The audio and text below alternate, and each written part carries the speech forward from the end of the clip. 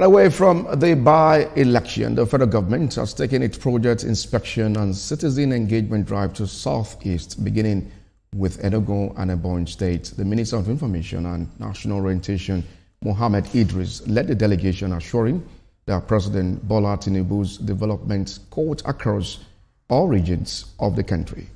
Maria Mohammed has details.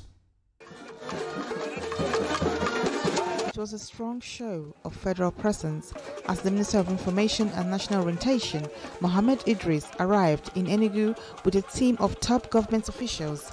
From flyovers to cancer centers and road projects, the visit was a part of President Tinubu's renewed hope agenda aimed at inclusive development nationwide. We are seeing President Bola Tinubu in action in Enugu State. The removal of fuel subsidy, which is the single most important policy pronouncement that has ever happened in this country in the last 4 decades. Of course, when it happened, naturally, there was skepticism, some cynicism, some apprehension, some anxiety, some fear, and the thinking that Nigeria is perhaps going in the wrong direction. But 2 years down the line, Your Excellency, as we can see, not only has the fuel subsidy removal freed up resources for the federal government and the subnationals. Governor Peter Mba of Enugu State thanked President Tinubu for the ongoing federal projects and appointment in the southeast. We also had the opportunity to commission some landmark projects in Enugu State.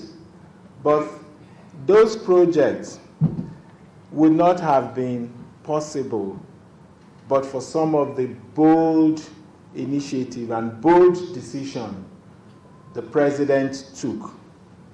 You just mentioned one, the removal of fuel subsidies, but also the removal of the arbitrage in the exchange rates. The delegation also inspected a world-class oncology center, a digital security hub, and a major highway linking Enugu, Ebonyi, and Cross River. The thing is that when Mr. President has been talking about the new hope, we find that it's not just a slogan, it's real. And we have seen it in those facilities that we have examined. And I think Nigerians are happy. We are happy to see them in practice, and the people using them are also happy. So thank you very much, and we want to thank Mr. President for all those things being done all over the country. In Ebonyi State, the team toured the Enugu-Abakaliki Ogoja Road and other key projects. We are queuing into the vision of our president, which is to promote the local content. We are indigenous contractors, so we represent the indigenous contractor. If we prove ourselves well, it will give more advantage to all the indigenous contractors. So we can't afford to fail in this project.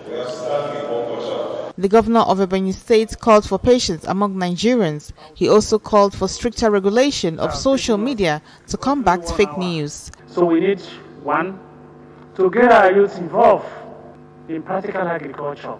Social media, because why I'm trying to talk about this is because you're here, sir. We are not trying to control our youth, but we are trying to protect our youth. When we put some restrictions in our social media activities, and we need it in this nation for us to develop. On the final leg of the tour, the delegation met with the Minister of Works, David Umahi, who confirmed fresh presidential approvals for major bridges and infrastructure worth over 16 billion naira across the 6 geopolitical zones. Reconstruction of the Mogwa Bridge, as requested by the Honorable Minister. He graciously approved, because of him. And also he requested himself and NSA the reconstruction of the washed away, 5-span bridge of Wukari in Taraba State. The Minister of Information and National Orientation commended the President for all these projects in the southeast and across the country. Mr. President graciously approved that bridge. It means a lot for the people of my state. 16.7 billion to reconstruct that. 10 span. It's a 10-span bridge. We want to thank Mr. President, and I feel really very honored. With Enugu and Ebonyi states serving as focal points, the federal government insists its southeast tour proves that development remains the true language of engagements.